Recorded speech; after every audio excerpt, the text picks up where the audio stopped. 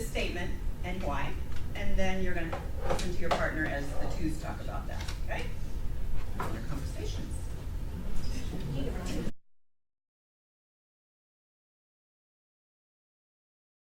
Another statement to think about, agree, disagree, and state why. All published student products should be error-free to start with this conversation. There are no right or wrong answers. This is designed to get us talking in the morning. Go.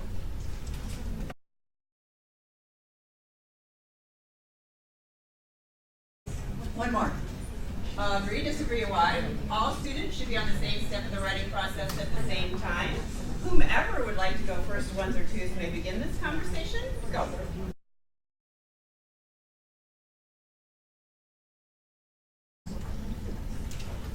Thank you. Great discussion.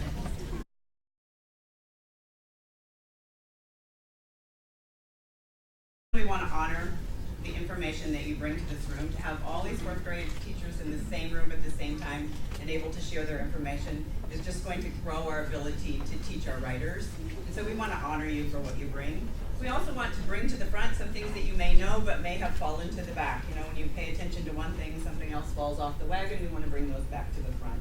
Also, we hope that you leave here today with some new ideas that you can carry away that will help you in this challenging process of teaching fourth grade writers.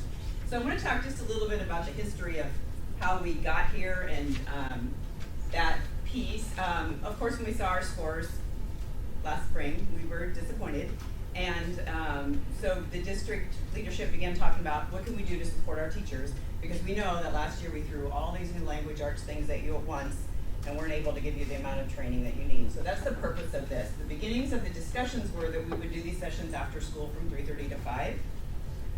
But the district decided to put their money where their mouth was and give you these 3 hours during the day. We absolutely know that it is not easy to be away from your classrooms for 3 hours, but we feel like if you're here and you're fresh and you haven't taught all day, that we can accomplish more together. And so I know it's hard to be away, but I appreciate that we're given the time during the school day. That to me indicates that the district is fully invested in helping us become better writing teachers. So I sound pretty flippin' serious right now. I'm gonna try to lighten it up. And that's the point, because I mean, with fourth grade, this is fourth grade, the elephant in the room, and you have the state writing assessment, but really, let's take this part out of it, and just really what we're doing is to increase our capacity as teachers for our students. That's what we want to, so that they become more prolific writers. And so we want to give you kind of the structure of these sessions. They're going to have similarities, just like we provide a structure for our students, and there's things that happen at certain times each day. We want you to have that comfort level as well. There will be interactive discussions and activities. So if you're a grumpy morning person, like me, get a lot of coffee, because there's going to be a lot of talking and moving. We will talk about Hoyt, and you'll have time to plan Hoyt every time we come together in this way. We will take a look at the 6 traits. Today we're going to look at ideas. The next time we'll look at organization. We're going to look in depth, and the biggest chunk of our work together today is around ideas. So we'll focus on the traits. Today we're going to have some kind of getting started type things just to bring you back to, bring us all back together to where we are. But in future sessions, we'll just be diving right in and working together in that way. You will always have opportunities to connect your learning here with what you're doing in the classroom. So one of the ways we do that is by this afternoon, you're going to have a chunk of time to plan with your school team. That's a huge important part for us, and we made sure that there's a good chunk for that. The other piece of that is that you're going to go back and do the teaching that's indicated in your curriculum map, and then the next time you come, you're going to bring a set of student papers. Those student papers will be the heart of our work together in that second session, and we'll remind you and talk more about that. But you can expect that these will be similar throughout all of the sessions as we work together this year. So our goals today, we're going to just review the writing workshop, have some talk around that, an overview of Hoyt, and take you back to the materials that are available in CIA. We're looking at the trait of ideas, and you're going to see a model lesson about seeds, collecting seeds. And then you're going to have time to prepare, and I know some of you may have started, but the personal narrative mode, and do some talking and planning with your school level team. So that's the plan for today. So the writing workshop, we've been spending the last 3 weeks launching, and just to review the definition, what is Writer's Workshop, I'm going to read, and when I pause, I want you to say the word.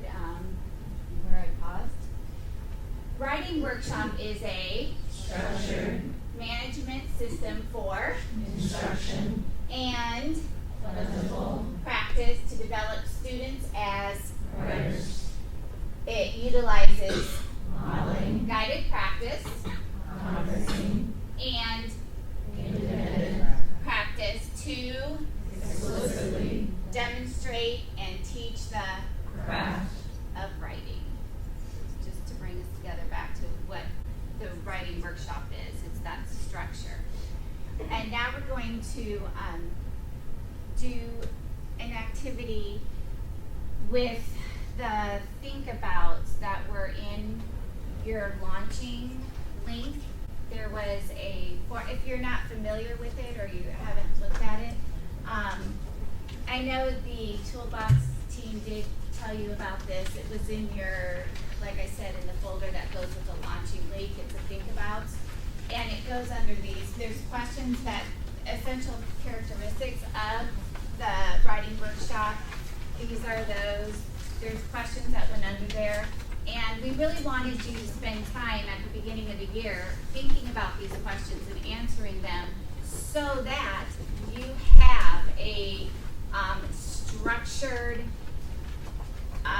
workshop that's going to be up and running, that you can launch it, where you'll have a safe environment for students to flourish. So we're going to spend some time reflecting on our launching and see if it's where we want it to be, get ideas from each other.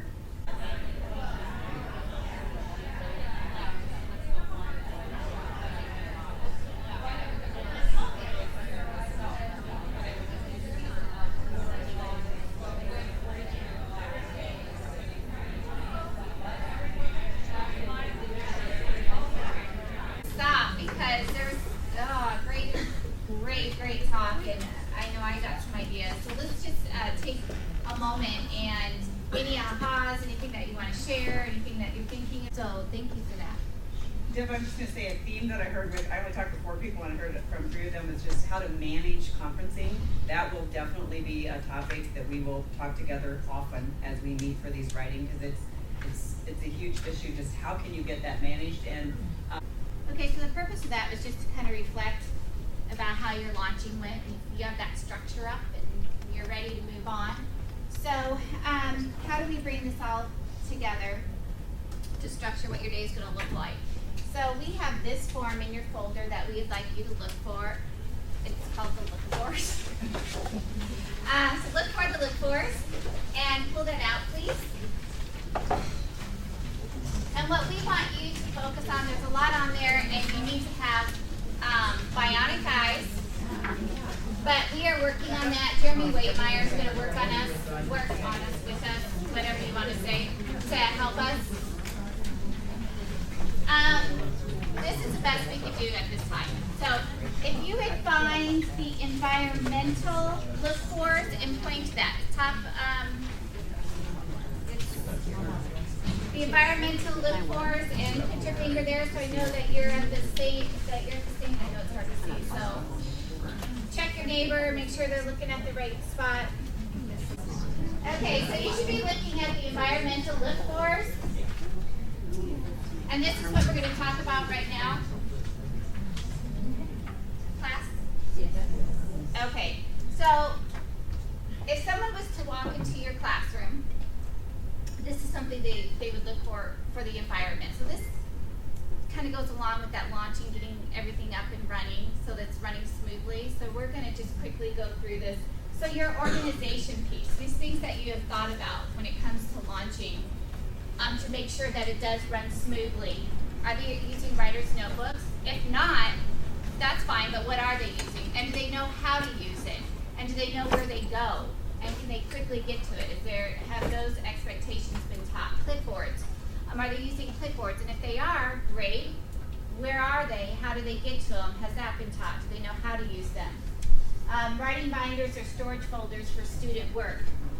What system do you have in place for that? And have you taught them how to use that? And that is going to take time over and over and over. So don't feel so rushed that you have to jump into the content. This stuff has to be in place in order to teach writing. That you as a teacher have developed a system for your anecdotal notes. We'll be talking later sessions about that, conferencing and meeting with small groups. And the learning goal is present and or posted. Not only should it be posted, but if I was walking your room, principal's walking your room, another teacher was walking your room, I should be able to go up to a student and say, well, what is it that you're working on today? And they should be able to tell you. It should be that clear. The classroom arrangement. Do you have a community meeting area? Even in 6th grade, they knew mini lesson on the floor. They knew how to sit. Well, it took a while. They knew how to sit. They knew how to do turn and talk and all of that. Easy access to writing materials. I'm not going to have a kid bother me about a pencil, and that is something that you teach those expectations, and I'm sure that's what you've been doing the last few weeks. Anchor charts. You know Hoyt uses anchor charts. Use anchor charts in reading. There's anchor charts. There's anchor charts. So you come into your room, you should see anchor charts. But I will say, once your students have it with automaticity, take it down. They don't need it anymore. Get rid of it. Revision and editing checklists. They're in the Hoyt CIA. Research stations. I know that stresses us out. We are going to go in depth about that at a later time. This is when your librarian is going to be able to help you with this. We're going to talk about it, so please put that at the back of your mind and don't stress out about that, because that can be a place for anxiety. The district library online resources. Please write librarian right there. Go ask your librarian. They are a wealth of knowledge. They will come into your room and teach this with your students. Use them. You don't have to do it all. We're a team. Your librarian, that's one of the things that they do. They'll come in and talk about the library online resources when needed with your environmental look for. So you're going to focus on just that area on this look for document, and we're going to watch a Hoyt video, and the purpose of watching it is to see if you could check off any of those.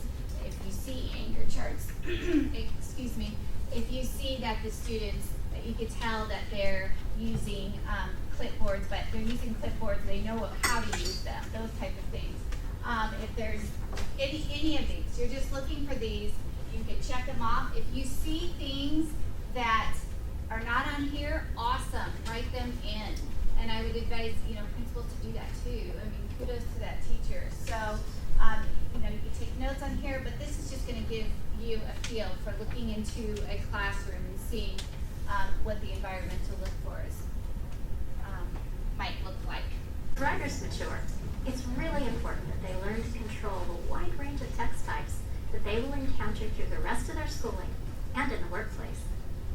Nonfiction writers need to develop confidence and expertise as a researcher, gathering information, organizing it, and synthesizing facts into their writing. They need to learn to craft an argument or persuasion, offering a position of personal belief or a call to action that is supported by relevant facts and a powerful conclusion to help a reader make an emotional connection while considering the writer's point of view.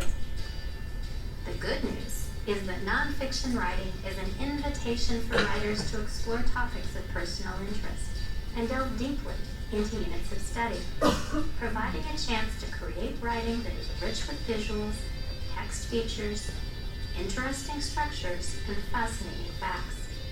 With nonfiction writing, developing writers learn about the world as they develop expertise in the craft of nonfiction writing. Nonfiction writing happens best in a rich classroom environment filled with high-quality research, mentor texts that set high standards for writing, hands-on experience with live animals and realia, plus exploration of a wide variety of topics. In this optimal environment, learning is collaborative and interactive. Partners think together, learning, talking, and using oral language as an integral part of the writing process. In a classroom where nonfiction writing is valued, learning floats on a sea of talk, and collaboration abounds through all stages of the writing process, from research through presentation. We share a nonfiction writing program that embraces writers as researchers. nonfiction writing across the curriculum, and elevating craft and convention in writing. Research is the heart of nonfiction writing. So your job now is you have a partner. I want you to go back and forth and share what you saw. Maybe your partner saw things that you didn't see. Just have that conversation of what you checked off or what you added and so forth. Go ahead.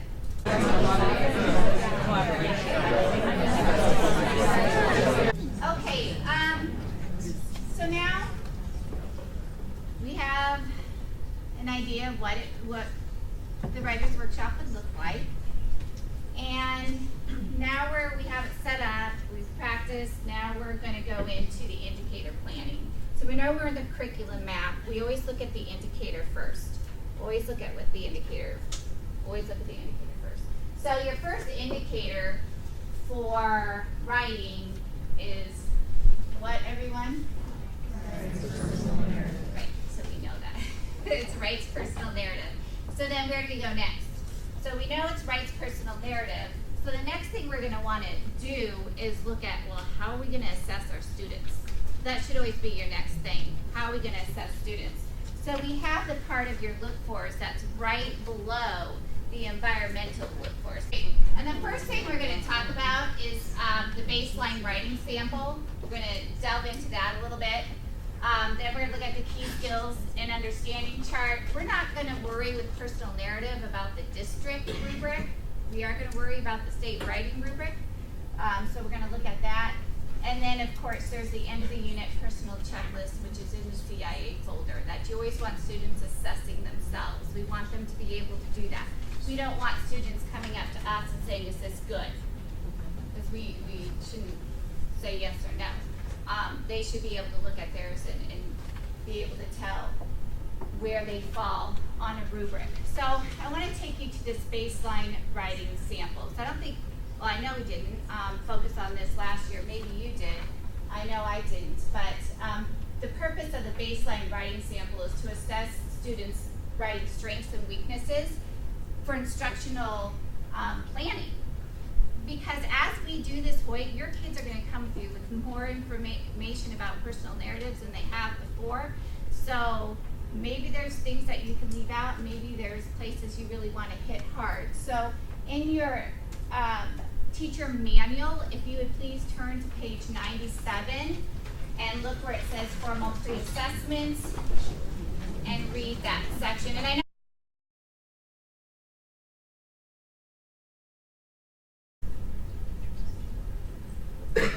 it's going to be really important that you have a baseline, and maybe in your launching, you've already done this, that they've written something, but you want that not only to kind of see where they are, but also to compare, to have them, it'll show their growth, and that's going to be so motivating for them when they see they're getting better and they're getting more prolific as writers. So we want that baseline example there.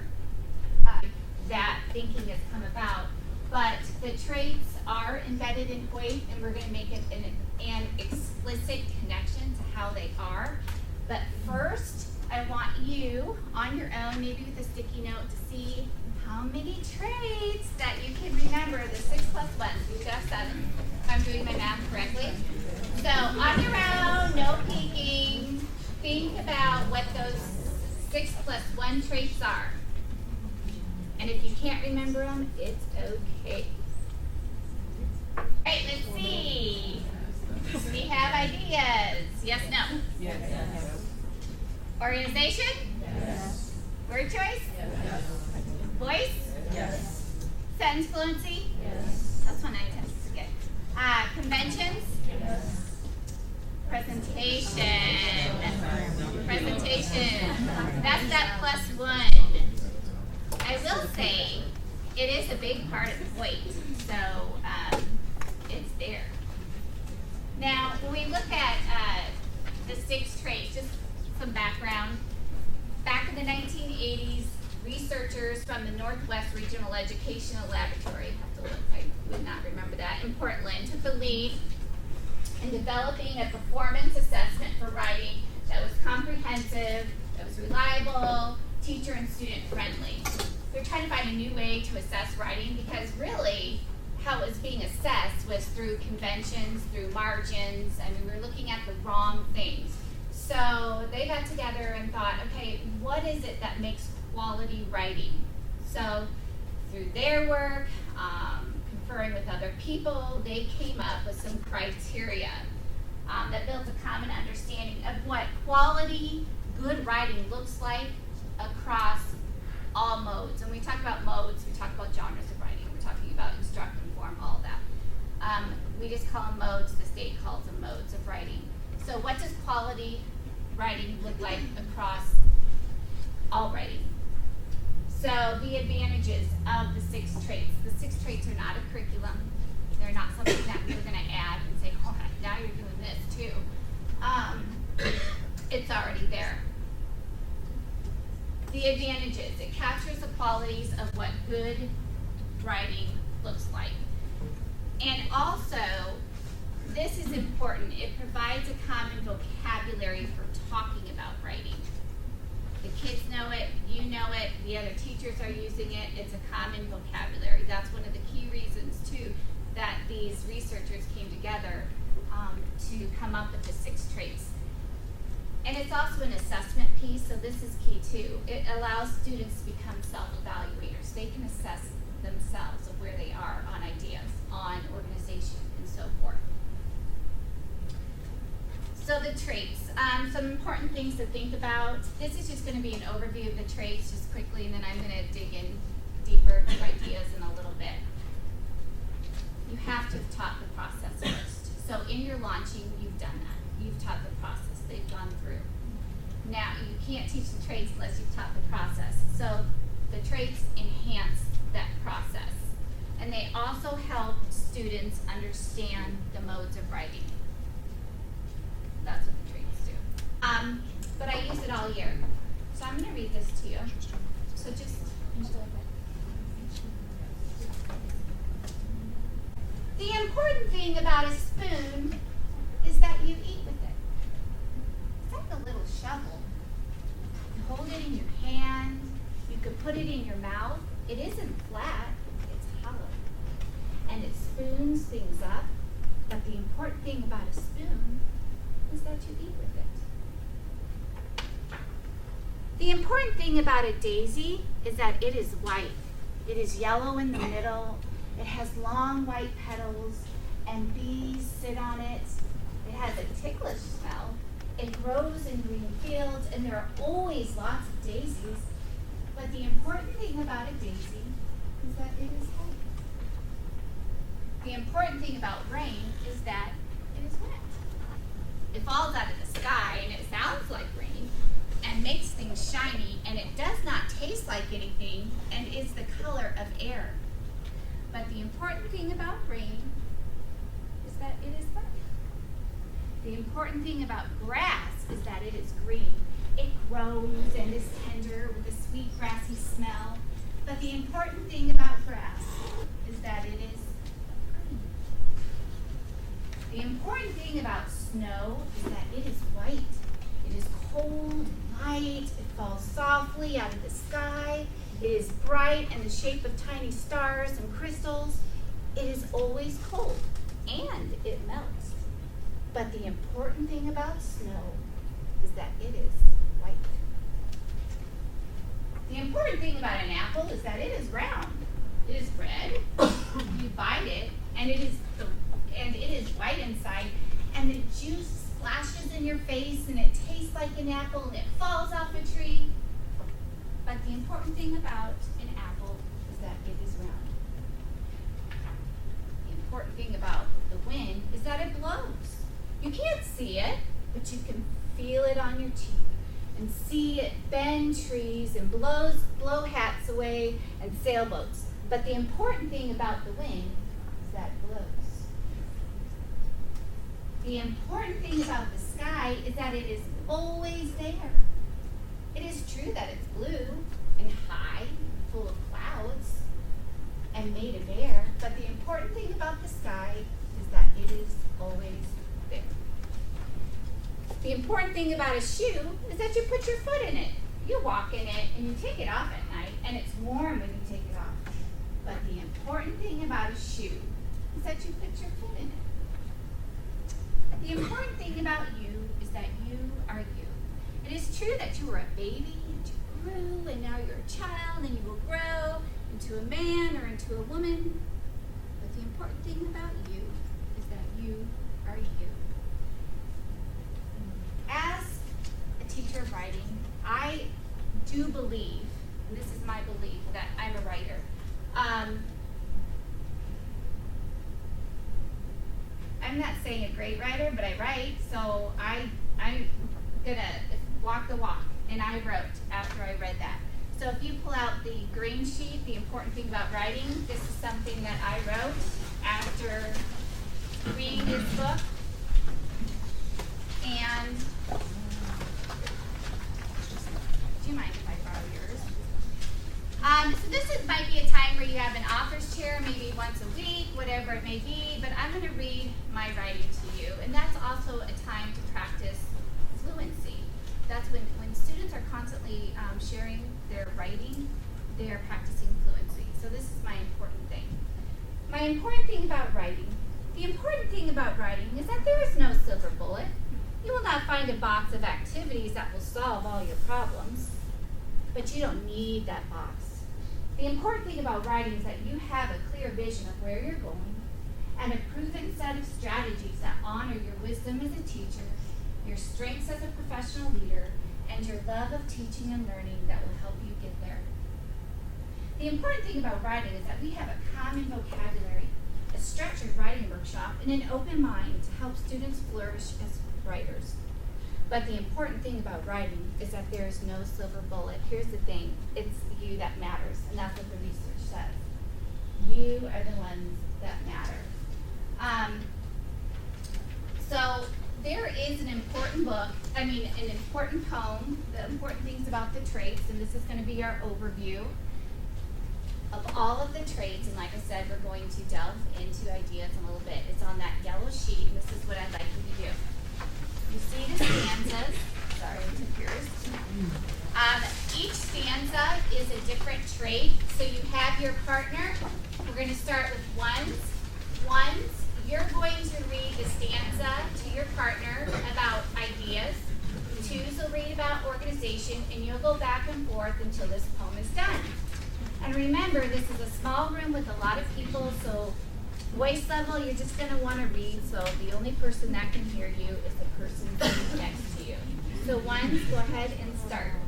So I want to make it explicit connection to where it is important. So if you would open up to, this is part of the assessment piece, if you open up to your key skills and understandings for your narrative writing, and the first 5 or 6 traits, where does that fit in to point? So let's look. Right up here we have ideas. What traits does that fit in with? Everyone? Okay. Oh, and I'm not being facetious. I'm going through because it doesn't all match exactly. That's okay. Organization, what does that fit in with? Organization. Okay. So language and style. Right next to that, I want you to think about 2 traits that would fit with. Just look at those lessons under there. 2 traits. Word choice and voice. Please write that in there. Write it in. Right next to language and style, write word choice and voice.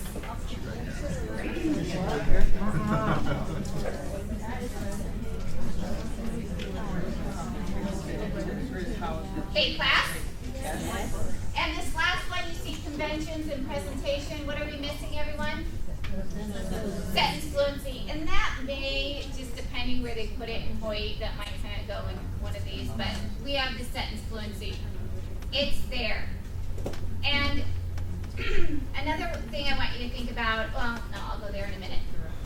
This key skills and understanding for the narrative unit is for 2 EWUs, extended writing units. It's for 2. It's for your personal narrative, and it's for your informational narrative. Your personal narrative, of course, is the one that they get the information from here. It's not fiction. It's truth. but it's their own experience. It's first person. The informational narrative is, I believe, a biography for you. So they're writing about someone else in third person. So you need to think about that as you go through this key skills and understandings. Some of these lessons lend themselves just to be informational. So I always give this form to my students, but when I look at it, like lists, sites, sources, that's just going to be an informational. So some of these pertain to informational, some of them pertain to personal, most of them pertain to both. So I want you to just take a moment and look through and mark which ones go for informational, which ones go for personal. If they go for both, just put a B, however you want to mark it up, but just take like 30 seconds to look through. The next thing I need you to do is we need to see where our state rubric, how that fits with this right here. So if you would pull out your state rubric, and we're going to talk about where do the key skills and understandings fit with the rubric. So take a moment to look at the ideas, and I always just look at the threes as proficient. So look at the bullet points for threes, for ideas, organization, word choice, voice, which is our language and style, and conventions and presentation, which is our sentence fluency and conventions, and see the match. I want you to see the match. And maybe there isn't a match for some. We'll talk about that in a moment. Okay, great conversation. I just need to keep things moving, so I apologize if I'm cutting you off when you're in the middle of a great conversation.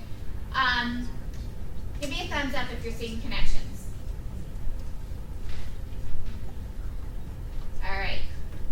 You may see some things missing, and that's where your crafting nonfiction comes in.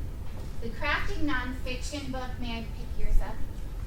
This is lessons on writing, process, traits, and craft. It talks about each trait in here and gives about 10 lessons for each trait. So if you look, what I did is I looked at your rubric, I looked at the key skills and understanding, and I put together a 4th grade nonfiction supplemental mini lessons for personal narrative that you can just add right to it. So every time you teach a mode, don't forget about this book.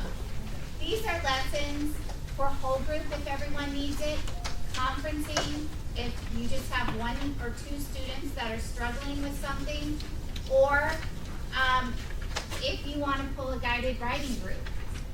So those are supplemental lessons that will hit all those traits, that will hit that rubric. Has everyone found that? Okay, if you don't have it, please let me know. We have more copies. So keep that in the book. When you get back to school, you can staple it in there. They're just more lessons that go right with point. And then for the future, when you're doing other modes, you can just do it yourself. So you can see what the kids need. It's right in here. Okay? Don't forget to use this. It's a wonderful resource. Language Arts Toolbox. Can you, who is it again? Here. Video. 2nd grade took these lists and actually put them into their map, which is really convenient to be right there so I think that's the tweak that we could add that would really be nice for people to not have to look all over and have lost this list. So Nothing you have to do right now. Just in the back burner. Put it back there. Okay. So now we have the writing workshops up and running. Kids know exactly what they're supposed to be doing. We went in, we looked at the indicator we're supposed to be teaching, which is personal narrative. Now we know how they're going to be assessed. Now what? What is the day-to-day going to look like? So if you go back to your look fors, we have this section. Randy, you want to talk about this section? sure. So this is your whole, Hoyt calls a session. I think of it as a lesson, so it's hard for me to say that, but so these are the session looks for. So this section on the left-hand side of that sheet is the whole mini lesson. That's your mentor text that you're going to use. And this sheet just outlines for those who might not be familiar with your workshop, what it is that students are doing and what it is that you are doing. Obviously, you know what you are doing and what you want your students to do, but it's for folks that might not be as familiar with your workshop. Modeling, where you're going to write in front of students, and I think the tricky part, and that's why it's on there, is that think aloud part. Hoyt really helped you with what it is that you're thinking, because we are so automatic in our thinking. It's difficult for me to talk about my thinking unless I plan it out and know what I'm going to say. So Hoyt's very supportive of us, and it tells us what to say about our thinking there. The writing coaching chunk is just after your workshop, that big chunk, after your mini lesson, that big chunk. You never have markers. Is for kids to be independently writing, or your guided practice fits into that chunk. Independent practice, your writing conferences, and your small groups instruction. I like to think about this time that you have, and it can work for reading workshop and writing workshop. You have kind of a diamond, and your mini lesson is kind of in here. Sometimes it goes down into here, but you want it to be a small amount of this time. Your closure and coming back together and sharing time is down here. We want this big chunk of time to be for kids to be writing and us to be conferring with kids. And I think that's a really tricky part, and that's why we had those conversations earlier. Sometimes this part just starts smashing down into the kids' writing time and into our conferring time. And I know that the more that we teach these lessons, the more efficient we will be, and the more we'll know what we need to spend time on and what we can kind of move through more quickly. But if you just think about that as small time, big time, small time. So this is that big time in the middle where you're going to meet those needs. And some of the questions that we talked about out there are, so how are you going to meet the needs of individual students? It's during this time. Also, I think the guided practice piece, we talked about that a little bit earlier too, as I always thought about it as I do, we do, you do, they do it independently. But in some of the training I got this summer, it really opened my eyes, and like sometimes it's I do, we do, we do, we do, we do, we do, you do. Because they need that much practice before I can turn them loose on that. So I think it's something to think about in that time frame. And then that closure and sharing, reflecting, I think that's another part that I'll say I need to work on. That's really short, and it's related to this. So everybody doesn't get to share during share time. I don't like the term share time. I like processing time. So whatever it is your mini lesson you're going to bring back at that time. And kids are not reading whole stories. You're not even reading paragraphs. You're working on leads. You want to hear 4 or 5 great leads. Reinforce that thing. And so I think this time thing is something that we're going to come back to. But that's the big picture for the session. And of course, there's turn and talk all over the place throughout the lesson. And we've been trying to demonstrate with that for you today. We think about safety and how you felt safe in sharing out when you needed to because you'd already talked with your partner and worked out that thinking and were ready to do some sharing out. So that's the session look for that big chunk of your lesson, the workshop time. Thoughts about this piece? Okay. You have what the teacher's doing and what the students might be doing. But you want to reinforce that turn and talk. It is so important, that oral language piece. Having them, they have the ideas here, but to get it out here, and we have our ELL guru. So you have your big picture of your lesson. Right. You've looked at, you know what your indicator is. You know what the assessment is, where they need to get to. You know what your lesson is going to look like. And so Deb is going to take you in a little bit deeper into ideas and give us some great ideas about ideas. All right. This is what I have seen, and I'm sure you've seen too. Blank paper, blank stares, and I have nothing to write about, and that's very frustrating. And that's why we really need to support students throughout the year, and especially during the launching, to plant those seeds. Plant those seeds. They need to have ideas to write about, and we have to develop them where they could do it independently, where we're not saying, well, did you go on vacation? You went to vacation in Colorado, didn't you? And what did you do there? And we don't want to be, because I feel like when I was teaching, I was doing that all the time, just trying to pull things out of them, and it wasn't coming from them, so they weren't taking ownership. So how could we do that? So it is coming from them, and they're excited, and they have a gazillion ideas to write about. So this is ideas, the most important trait, because it's a foundation, but kids struggle with it. So why? First of all, all, the writing is complex, and there's so many ideas going through their head. They don't know what's worthy enough. They don't realize it's an idea, so we need to explicitly teach that. And one of the things that I brought up to the other sessions is it doesn't have to be that trip to Colorado. It doesn't have to be that Caribbean cruise or whatever it is, because growing up, I didn't have those experiences, and we didn't have money to go places, and I didn't feel like my topics were worthy enough. So as I model and I pull ideas, I pull the small things, and I model with that. So maybe it's okay if we write about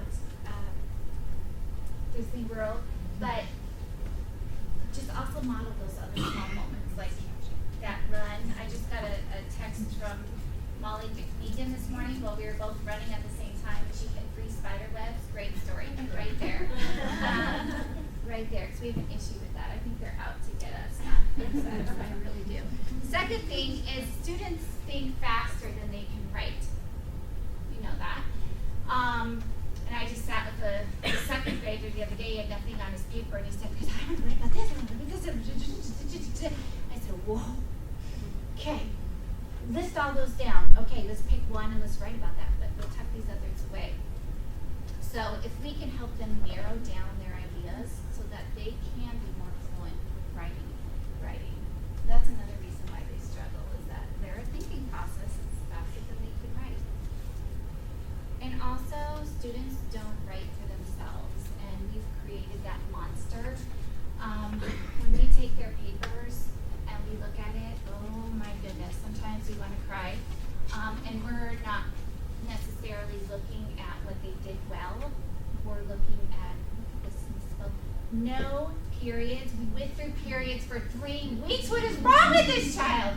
And it's so frustrating. You just want to, but let's look at what they did well and celebrate that, make them feel good, and give yourself permission. Don't put the whole weight of the world on your shoulders of fixing everything. Find one thing where you're going to get bang for your buck and go there. Let's just celebrate them as writers in a gradual process. They have the whole year. And I mean, I know the district writing thing is in February-ish, March-ish, wherever it is, but we have time. January, I don't know, it's coming. But we still have to, when students start to see that we are worried about their periods, we're worried about their commas, we're ticked because they didn't capitalize their pronouns, then that's what they're going to focus on. They're going to be worried about what they're writing because they're going to be writing for us and not for themselves. So that's another reason why they struggle with ideas. So it's important to know that the ideas are the foundation of everything. And without an idea, there is nothing to write about. So start with this trait and spend as much time as you need making this trait clear. All right. So you have a paragraph of ideas that's in your folder. If you don't have that, it's, okay, I pick up yours, it looks like this. Take a moment, read through that, highlight words that stick out to you. So silent reading time, about 45. Here's a quote that I liked. Everybody walks past 1,000 story ideas every day. The good writers are the ones who see 5 or 6 of them. Most people don't see any. We need to open kids' eyes up and have them think as writers as they're just going through life. And we need to model that for them. So this is what you told us. Sound ideas. It's a clear message. It's plenty of information. Details not everyone would think of. Clear purpose. You can't stop reading. And now I'm going to model a lesson on planting seeds. One thing you need to know, I think of ideas in 2 different places. In your launching, getting plenty of ideas out there, but it doesn't ever stop. You're constantly thinking about ideas. You're talking with your students about, things that have happened, shared experiences. They may come in the morning and want to tell you things. These are things that they can tuck away for later. They have to constantly be thinking about ideas that they could be writing about. And that, after it's been modeled and they've done it several times, it will hopefully start to become natural.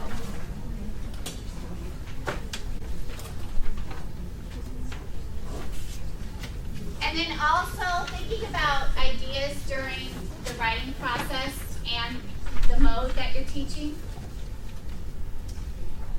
The lessons that you're going to teach for ideas will be selecting a topic. They should have plenty of topics to choose from. They're going to be about narrowing the idea, the focus, elaborating on the idea, the development, and discovering the best information to convey the idea. Where are you going to get those lessons? Well, Hoyt, there's a lot of lessons. Or you may have other lessons that you can come up with too, but we do have materials that support that. And so every single one of these is supported within Hoyt. So I'm going to model for you a lesson that I might do in selecting an idea. This can be done once weekly. This can be done however often, but just to get a pocket full of topics that students can write about. So this is called Tuck a Topic in Your Pocket. Tuck a Topic in Your Pocket, mini lesson. So I'm going to model that to you, and you have a piece of paper. What I'd like you to do is do a hot dog fold. And then a hamburger fold. And then open it up and show it to me. Singles do you see? 4. Okay, so put it back down. And now it's my turn. So I want you to watch what I do. And I know there might be tempting to start to, I know with your students, to start to draw or do something, but this is my turn. So I'm going to go. So for my first square, I'm going to write, or I'm going to draw about someone who is special to me. You've made lists. I'm sure you've made tons of lists, so I can go at the list. I'm going to draw somebody that's special. My special person. My special person. That's going to be my grandpa. And my grandpa, when I think of going to the farm, he had this, I don't know it's a stereo, but it's one of those record players. It's huge and wooden, and then you open it up and you put the record in it, and the only records that he had were polka, and there's like 12 of us cousins, and we thought that was so funny. So we play the polka and we make fun of it, and we were dancing around. And then my grandpa would come in, and he had some moves. And I'm telling you, seeing a grandpa dance polka as a little kid, that was, oh man, that was crazy. It sticks in my mind. So I think that would be a great idea. I kind of want to write about my grandpa sometime in dancing the polka. So now I want you to think about, just take a moment to think about a special person. I know you've made a list. I want you to draw your special person and think about why that person is special to you. And we don't need lots of details here because we're not into writing it yet. It's just getting a topic. So in one of your squares, I want you to draw a special person. Okay, now I want you to turn to your partner and talk about that special person. Like I did up here, take turns. Ones go first, and then twos, you talk about your special person. Go. There's some great stories. So I think the next thing, I know we made a list of special places. So I'm going to have my special place. My special place is my grandparents' attic. So here's Grandpa and Grandpa's attic. This right here is the haunted walk-in closet. And here it had cool cathedral, I love the ceiling, it's cathedral ceiling, and it was all like cedar, so it smelled so good. And then there's a window here,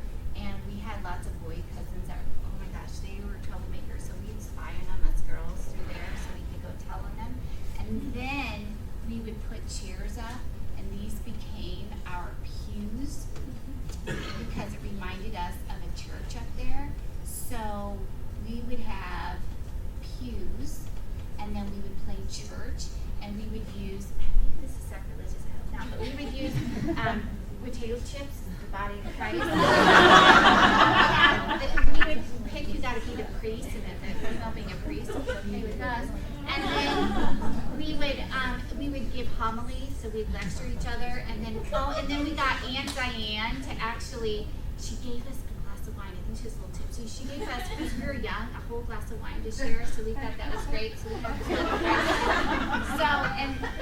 we had so we would play church up there, and that's a great memory for me. So that's my special place. So you talk, your turn.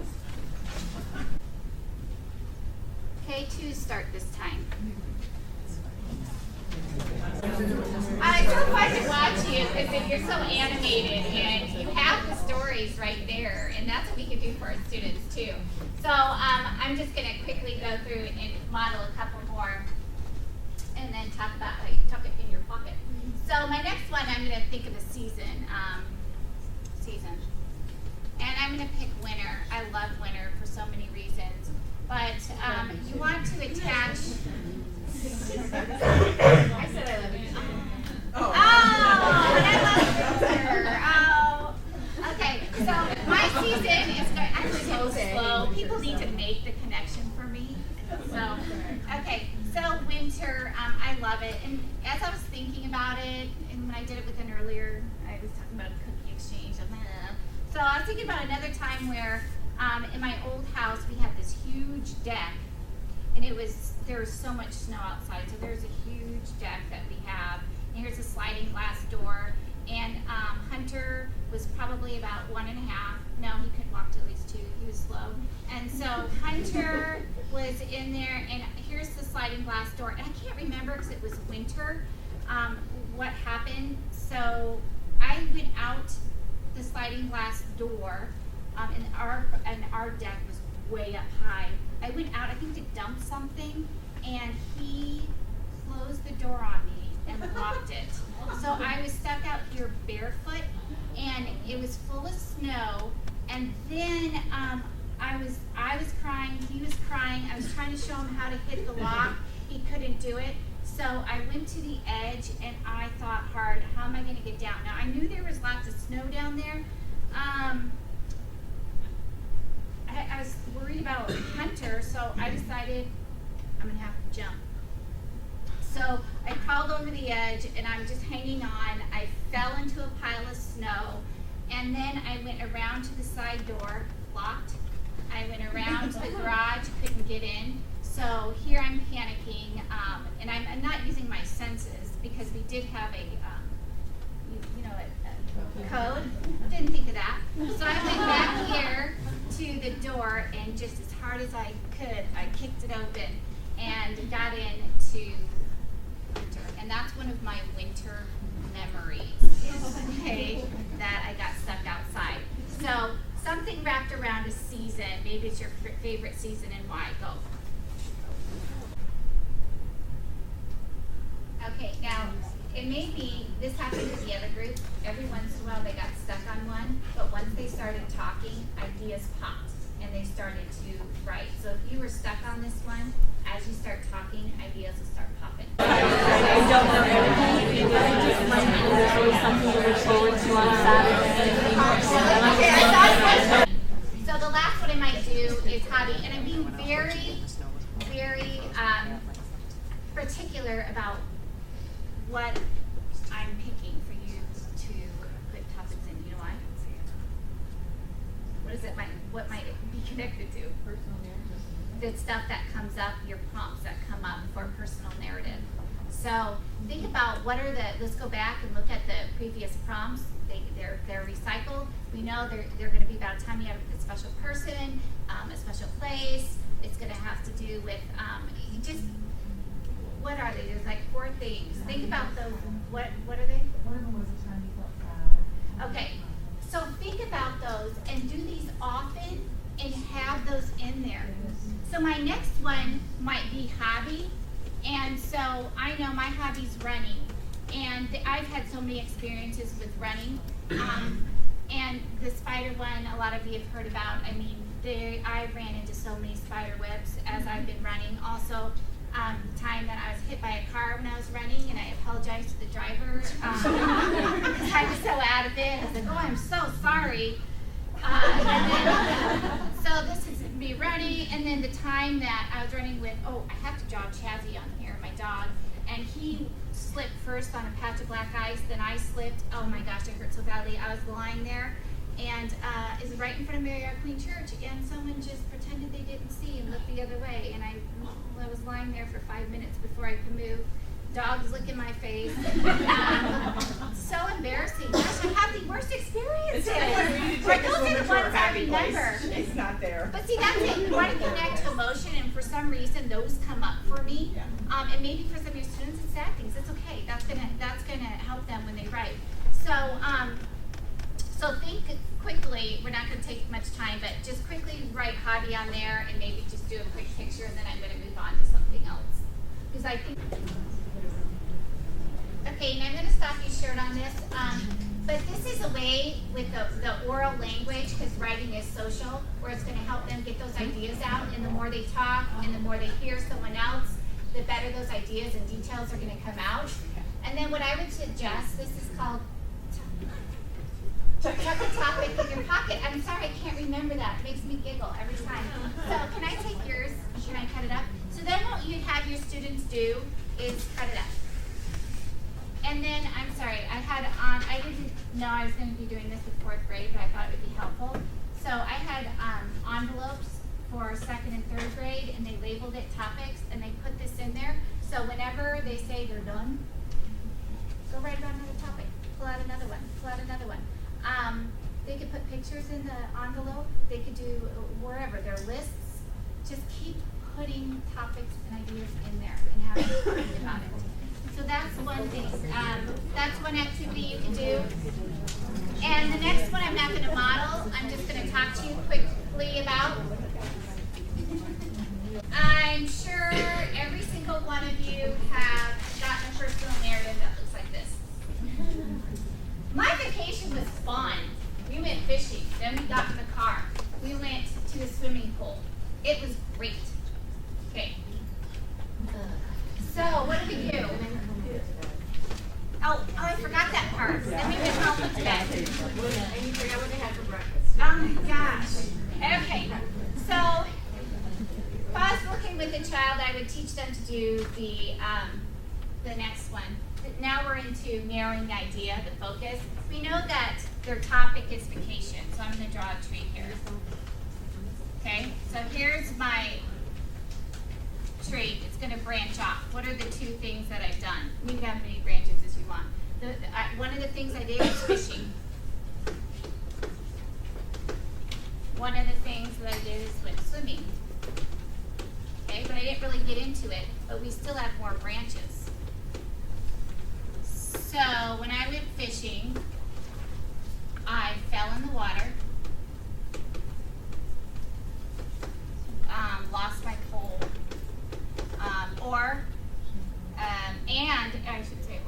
and I caught the biggest fish ever.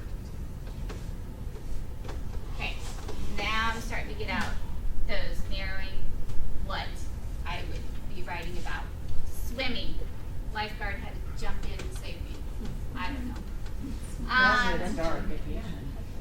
Brother dumped me. That happened all the time. I thought I was going to die. Brother dumped me in water. So you just see how a tree is just going to be pulling out, narrowing those ideas. So you can take something like that, take it into something like that. Okay? So now it's your turn to do some lesson planning. We're going to give you about, you're the time person. Yeah, I'm the time person. Till 10 You're gonna have till 10 till. So where you're going to be able to work with your, if your administrators here, your teammates are here, or other people, it doesn't matter, but you are going to be planning, looking at, you have to look at the lesson. First of all, you have the indicator. What's the first thing you need to look at after you have the indicator? Assessment. Then you have to have a clear picture of what all the sessions are. You taught this last year, you know. have a clear picture, but now start to think, what lessons might you be pulling in? Have conversations with other people and take about 25 minutes to really delve in and get a good plan for the next 2-3 weeks of what you can be doing. We're going to talk really briefly about the questions. They call it kind of all clumped together, but we'll talk about them more. But a big question I think that's repeated all over here is, what does the we look like during writing workshop? And the we can be very varied. So what you guys were doing today when you were talking about your picture, your 4-square thing, that's we. Or if we were doing an editing piece up here and I had written a piece and you were helping me, that's we. We is whatever your kids need, and it might be very different from day to day. There's no one answer to what we is, but they're doing it, not just watching you, not all by themselves, but what are those small steps that they need to get to that independent place? And I know that it'd be nice if they were all laid out, but individual classes and groups need individual things, so that we can look very different. But it's a great question that we want to continue to talk about as we move through this. I'm going to take you to the next time we get together, which will be October 1st, I believe-ish. It's either September 30th or October. I think so. Yeah. You're going to bring a class set of personal narrative papers. Wherever they are, we are not scoring. They don't need to be done. Wherever they are, you're going to bring a set of class papers. We're going to use that. We're going to go back and look at ideas and think about your kids as, how do the ideas look? How could I support them with lessons for crafting or small group lessons? And we're going to look forward to organization and say, what are some things I need to teach these kids about organization? So we're going to use that throughout the session. You have to have that. You need to bring that set of papers. So to close, we just want you to think about these questions, and you're only going to pick, what, two? You're only going to pick two. Pick two that make sense to you, and write them on a sticky note. That'll be your exit ticket, so you'll need that to get by desk. Thank you so much for your participation. It's a great conversation.